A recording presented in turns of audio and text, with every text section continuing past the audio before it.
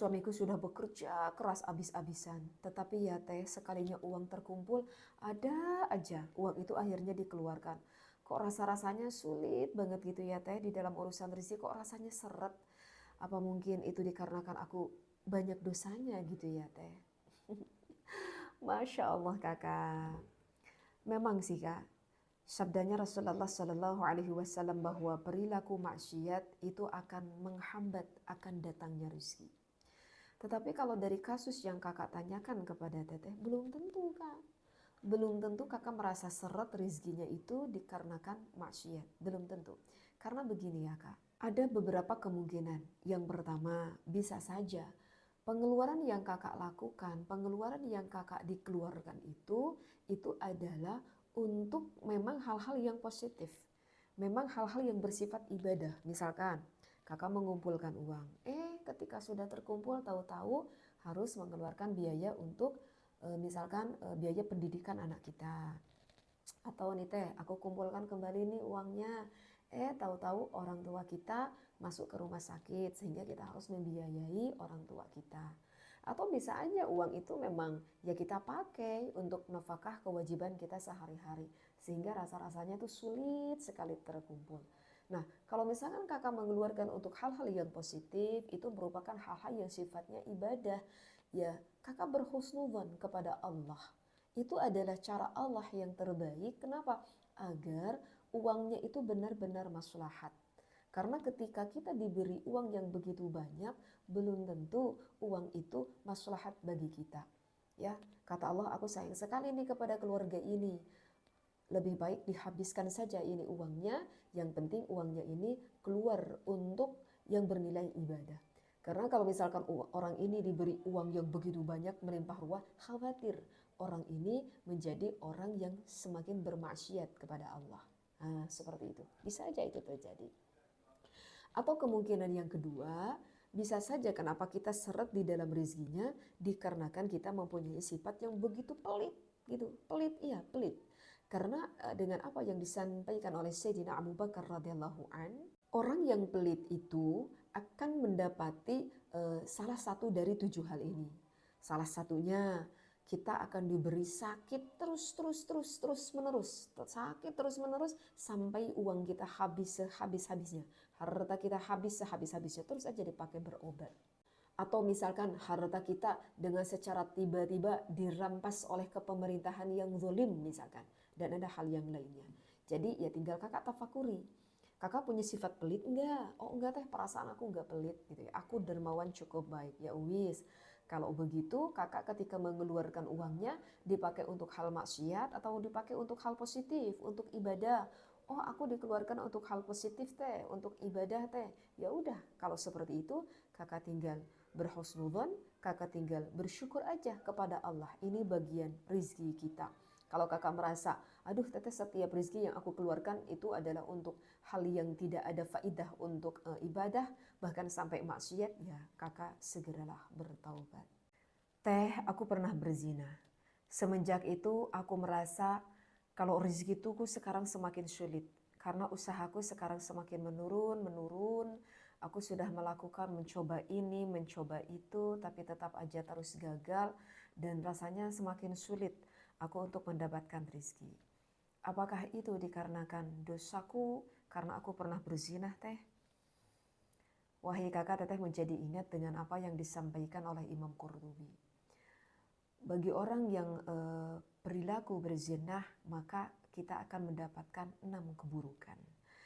6 keburukan itu salasun fid dunya akan didapatkan ketika di dunia, wasalasun fil akhirah, dan ketika keburukan nanti ketika kita di akhirat.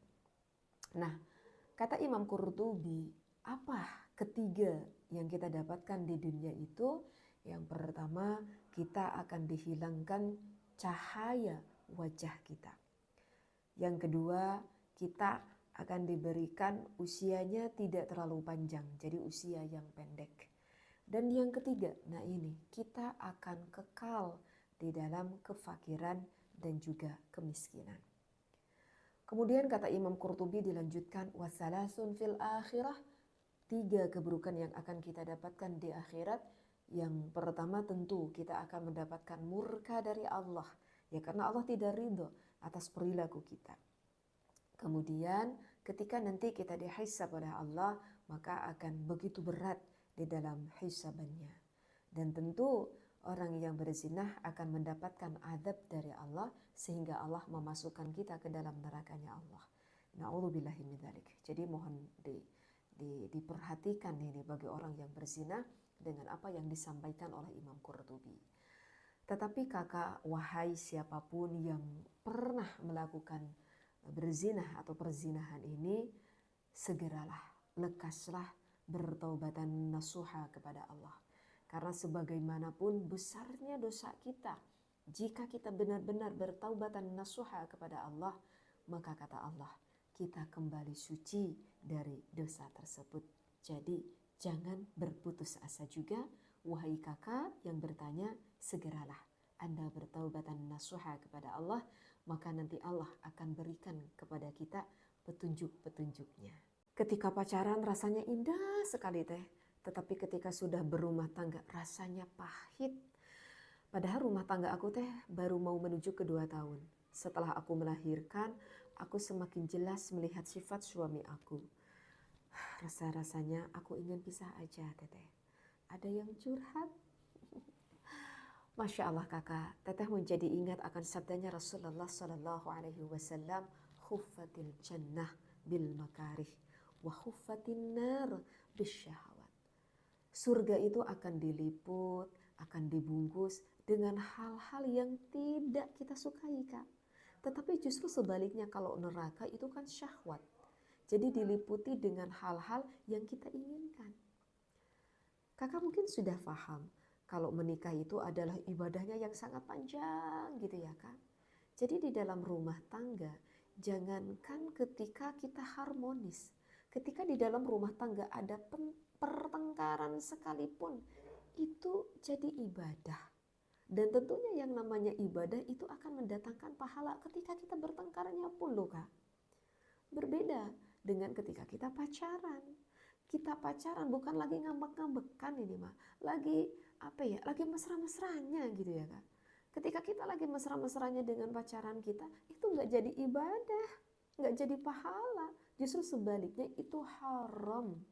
Yang namanya haram, yang namanya dosa, yang akan mengakibatkan kita masuk ke dalam nerakanya Allah. Karena begitulah yang namanya surga tadi bil makarih, diliputi, dibungkus dengan seolah-olah halnya itu nggak indah gitu. Tetapi kalau yang namanya haram, yang namanya dosa, itu akan terlihat casingnya, bungkusnya itu terlihatnya indah gitu. Jadi kakak nggak bisa kita samakan ketika kita pacaran dibandingkan dengan ketika kita rumah tangga. Jadi ingat ya kakak, apa yang disampaikan oleh Rasulullah, khuffatil jannah bil makarih wa khuffatin nar bisyahawat. Suamiku egois teh, suamiku arogan teh, suamiku kadang suka meledak-ledak teh. Aku menerima dan aku sabar. Tetapi sepertinya keimananku saat ini lagi lemah. Berilah aku sedikit pepatah agar menguatkan kembali akan keimananku. Ada yang curhat. Masya Allah. Kita berbicara sabar itu merupakan salah satu bagian dari ibadah hati. Dan menurut teteh ini cukup sulit kita berbicara sabar. Dan ini membutuhkan waktu atau proses yang cukup panjang. Baik kakak, setidaknya ada 2 poin yang harus kakak perhatikan. Yang pertama, wahai seorang istri yang baik hati, coba kita berfokuslah kepada sesuatu yang kita miliki, jangan kita fokus kepada sesuatu yang tidak kita miliki. Coba kakak renungkan, alhamdulillah nih kakak sekarang ada suami. Coba kakak, di luar sana banyak sekali para janda-janda yang sudah tidak mempunyai suami. Kakak bersyukur loh kepada Allah masih punya suami. Wong di luar sana mah banyak sekarang yang tidak punya suami, menginginkan bahkan punya suami. Coba kakak fokus, suami kakak itu manusia kak, bukan setan. Pasti yang namanya manusia ada kebaikannya. Dan mungkin kakak lebih banyak kebaikannya daripada kekurangannya. Oh iya teh, dipikir-pikir suamiku bertanggung jawab kepada anak istrinya. Dipikir-pikir suamiku penuh perhatian kepada anak istrinya. Alhamdulillah selama ini kita itu tidak pernah kekurangan dalam urusan rizki. Belum pernah kita itu nggak nemu makan satu piring pun gitu. Nemu aja makan misalkan. Ini baru sebagian dan tentu kalau kita korek, Masya Allah, kebaikan suami kita itu mungkin tidak terhitung yang telah kita rasakan. Coba kakak lebih berfokuslah kepada hal apa yang kita miliki, bukan kepada hal yang tidak kita miliki. Kalau kita berfokus kepada hal yang kita miliki, maka kita akan menjadi sosok orang yang lebih bersyukur. Karena kalau misalkan kita di dalam rumah tangga terus saja kita melihat akan kekurangan pasangan suami kita, sampai kapanpun maka pasangan kita akan kurang. Dan sampai kapanpun rumah tangga kita tidak akan bahagia. Kenapa? Ya karena yang kita lihat terus saja kekurangannya. Coba kakak bersyukur melihat akan kebaikannya. Dan yang kedua kakak, poin yang kedua kakak itu tahu kan kalau Allah itu maha bijaksana. Gitu. Coba kakak perhatikan, guru saja di sekolah yang belum tentu bijaksana dan tidak ada yang sebijaksana Allah. Ketika guru memberikan soal ujian kepada muridnya, ini muridnya anak SD, tidak akan mungkin ini guru memberikan ujian anak SMA. Ini guru yang tidak terlalu bijaksana, apalagi Allah yang maha bijaksana. Tidak mungkin Allah memberikan ujian kepada kita yang mana kita tidak sanggup untuk memikulnya. Jadi wahai kakak, ini sedikit ujian dari Allah untuk melewati ini agar kita diberikan keimanan yang lebih tinggi. Ujian ini Allah titipkan lewat suami kita. Suamiku pemarah, suamiku galak, suamiku sensitif, suamiku suka meledak-ledak. Ada tidak di antara kalian wahai para istri mempunyai suami yang seperti itu, sering marah-marah? Kalau teteh melihatnya itu relatif ya. Tergantung dari segi pandangnya kita melihat. Mungkin kita melihat suami kita yang begitu pemarah. Tetapi sang suami berpikir, aku bukan pemarah. Tetapi aku menunjukkan akan ketegasan. Aku bukannya galak, tetapi aku menunjukkan sebagai seorang suami yang mempunyai tanggung jawab.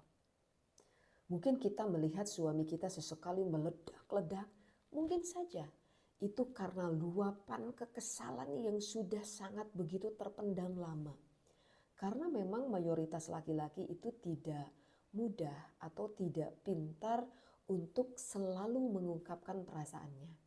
Ketika kekesalannya itu udah begitu banyak, begitulah meledak-ledak seperti itu. Tetapi meskipun begitu ya, wahai para suami, Anda mempunyai alasan tentunya ketika marahnya, galaknya seperti itu. Tetapi coba kita renungkan dengan apa yang disampaikan oleh Imam Ghazali. Kata Imam Ghazali bahkan ini dianjurkan, ini disunnahkan, yambaghi lirajuli, bagi seorang suami, ayyakuna fi ahlihi, ketika berada di depan anaknya, ketika berada di depan istrinya, misla sobi, berperilakulah seperti anak. Apa maksudnya nih teteh seperti anak? Coba kita perhatikan.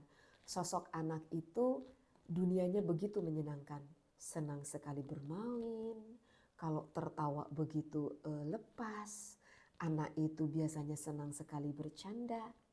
Kata Imam Ghazali, itulah sosok suami yang begitu diharapkan oleh keluarganya seperti itu ketika di depan istrinya. Tentu di dalam keadaan tertentu ya. Jadi dianjurkan bersering-seringlah bercanda tawa, kayak bermain-main dengan anak istrinya. Nah barulah ketika seorang suami kembali di tengah masyarakat, kembalilah menjadi seorang laki-laki yang mempunyai wibawa.